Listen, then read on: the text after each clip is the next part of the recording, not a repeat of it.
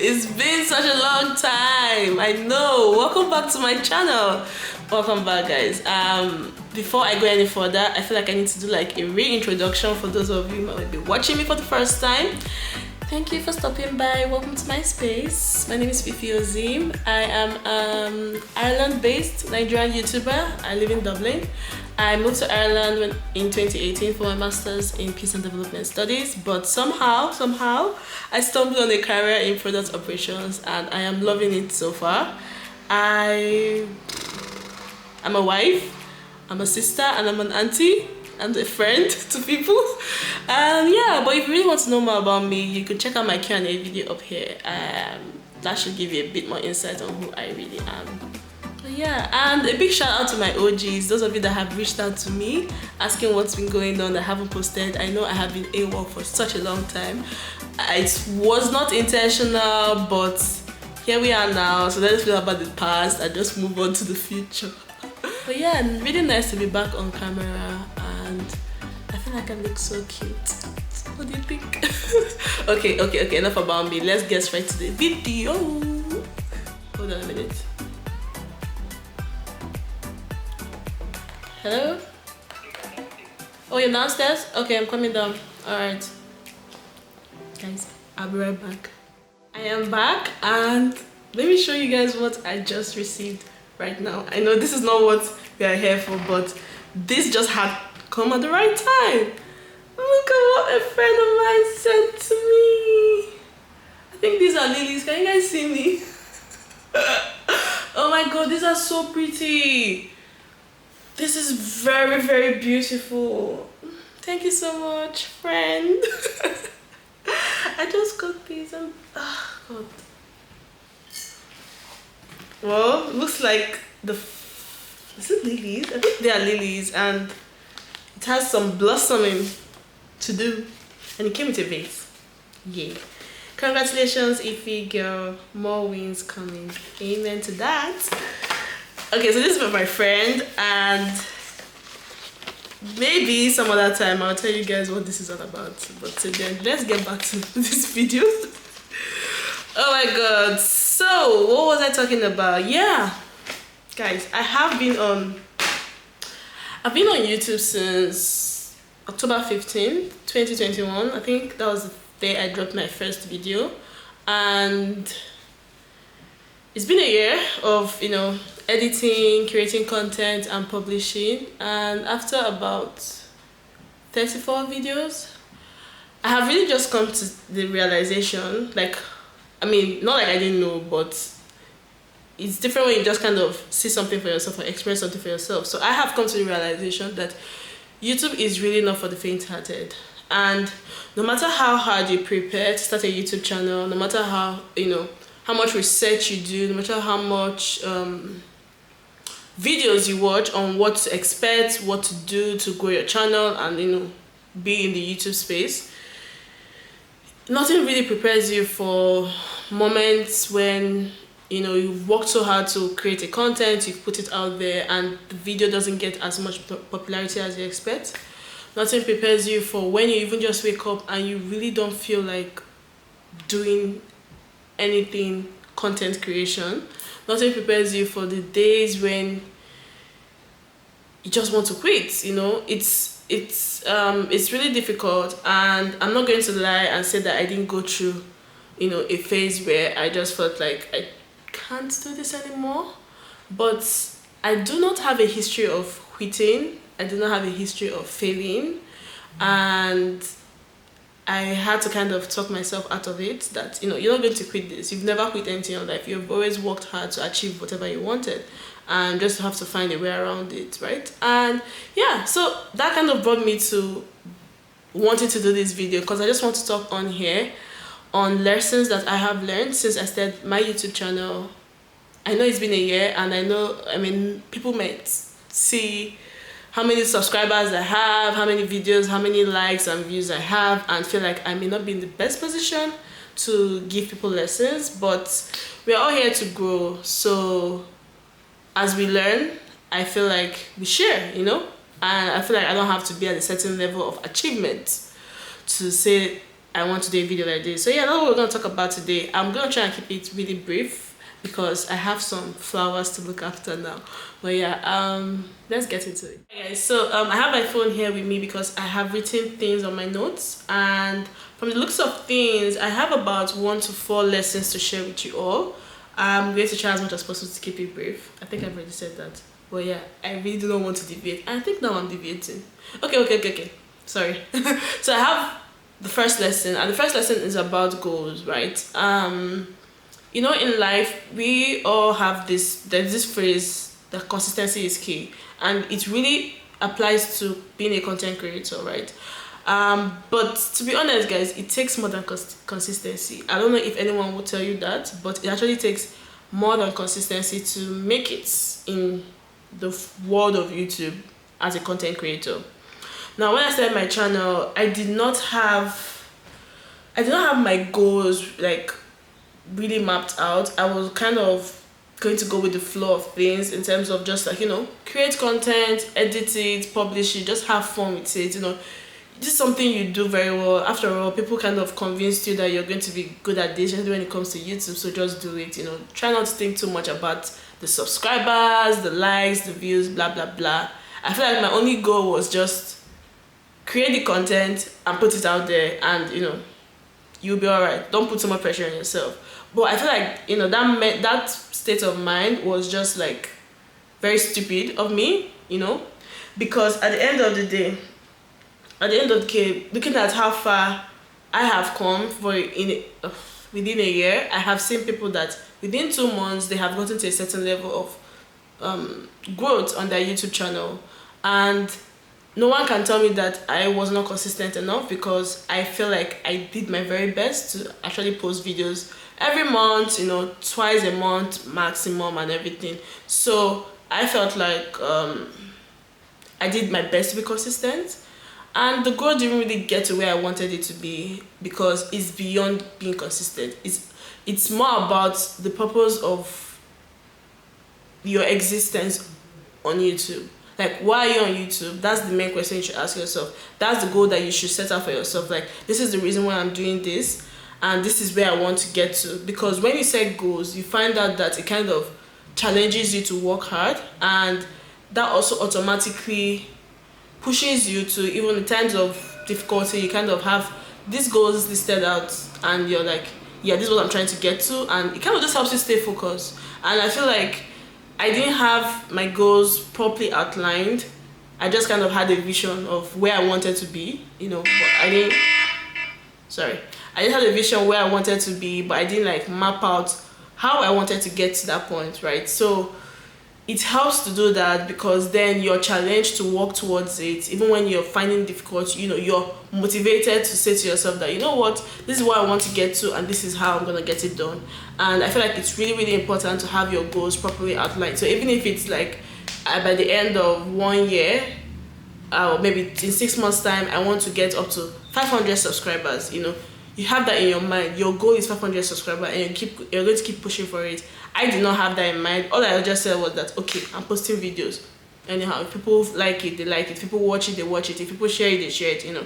And it just kind of, I was just basically floating around. Honestly, nothing happens when you float. Nothing happens when you float. And I'm not saying that I do not appreciate my 232 subscribers. I love you guys so much, because you guys are really the reason why I am back here, right? Trying to do this again. So thank you. Okay, so lesson number 2, I would say, is you really have to have a purpose or a niche on YouTube. You really can't exist on YouTube without one. I kind of did have one when I started, and I think based on my intro, it says lifestyle, family, cooking or something. Anyways, but to be honest, guys, when I started my channel, I wanted something different. I wanted people to watch my YouTube channel and feel a bit entertained. You know, I just wanted to share random things that were happening in my life.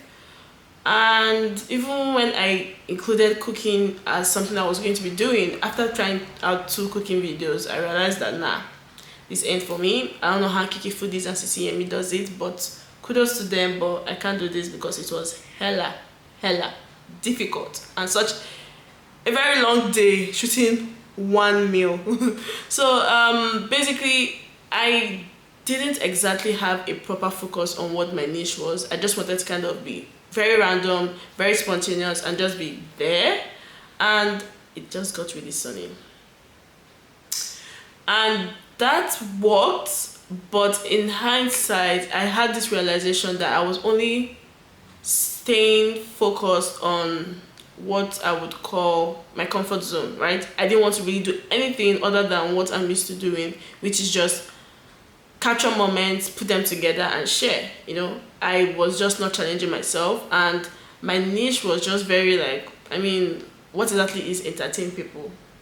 I'm not trying to be a comedian, so you get the point. Like, I was really just lost, and I felt like it kind of didn't help my situation.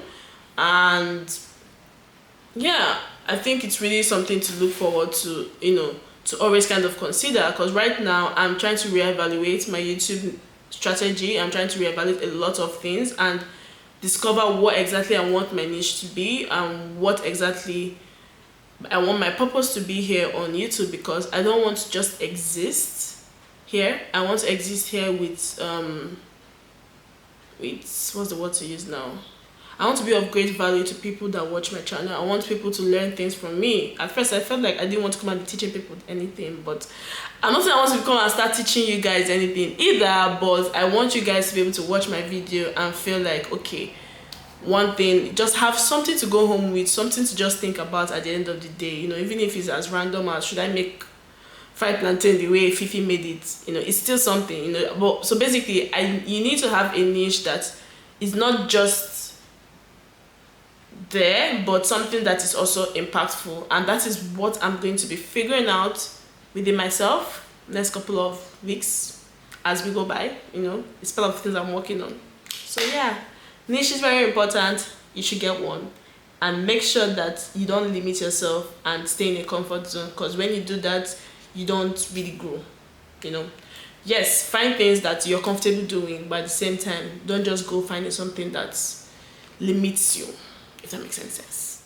So lesson number 3 is overthinking. Yeah, this one, my sister would always tell me that I overthink a lot, right? I think in my life generally, I tend to overthink, and it's not my fault, because I always want things to be perfect. I always want things to kind of work out a certain way, and I start to overthink.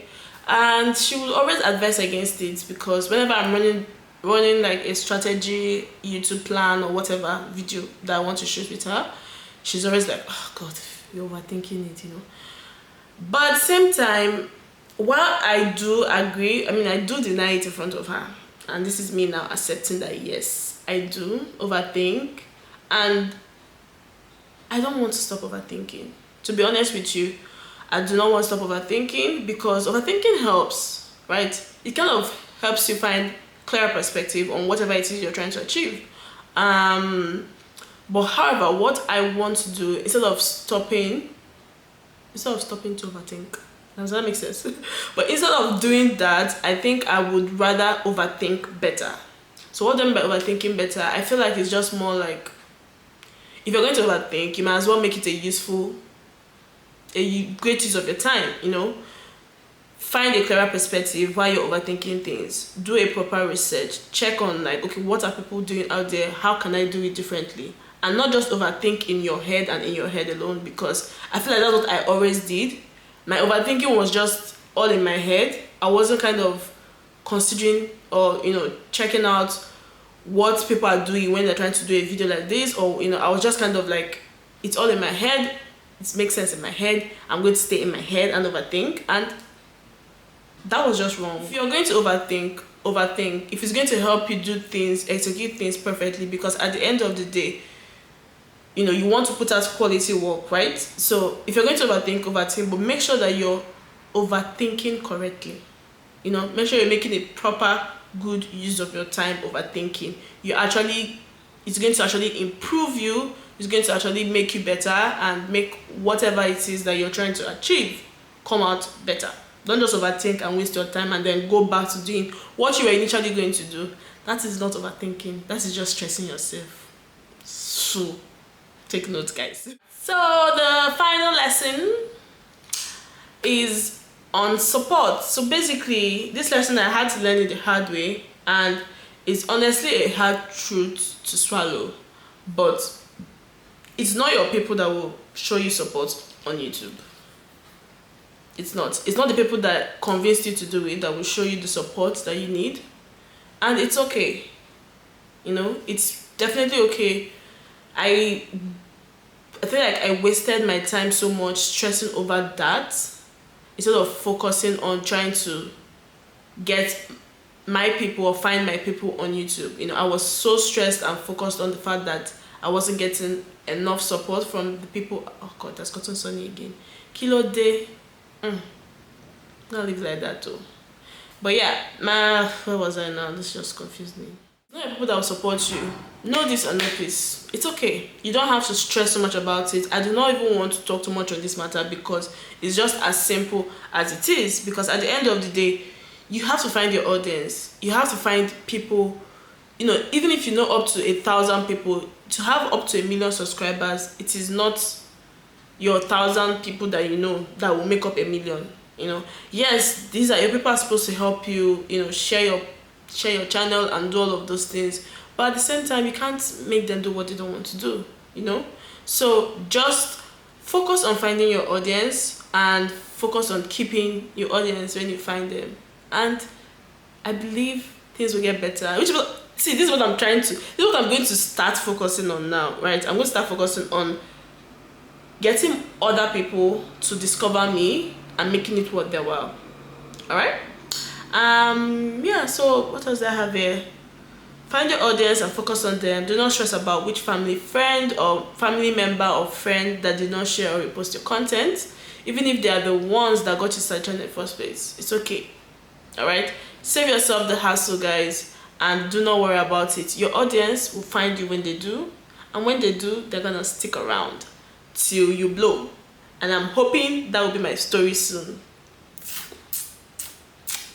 Yeah, so yeah, those are the lessons I've learned so far from YouTube, and the reason why I'm sharing this is because I want to, like I said, I'm going through like a re-strategizing on my purpose here, and I have a lot of things to figure out. I'm not going to lie and say that I'm back and I have it all figured out, because I do not honestly, but I feel like this is also a journey that it would be interesting to see how it unfolds, and I just want to try and put myself out there and do more, and hopefully, who knows, by the end of this year I will have up to 500 subscribers.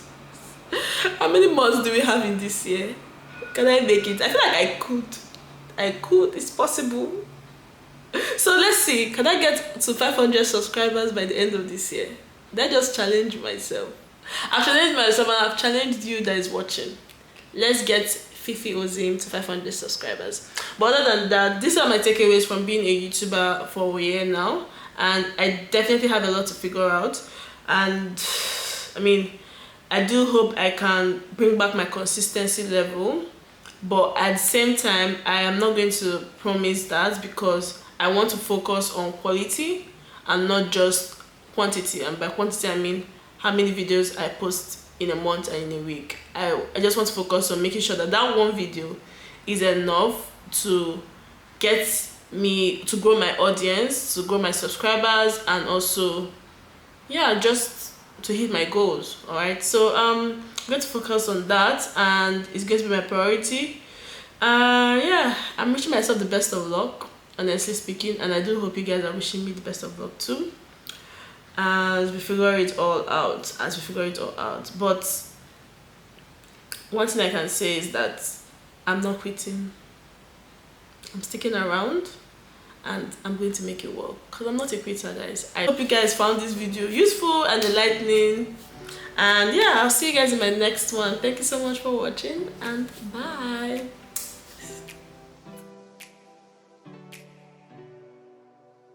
I forgot to say something. Please subscribe. Thank you. Bye.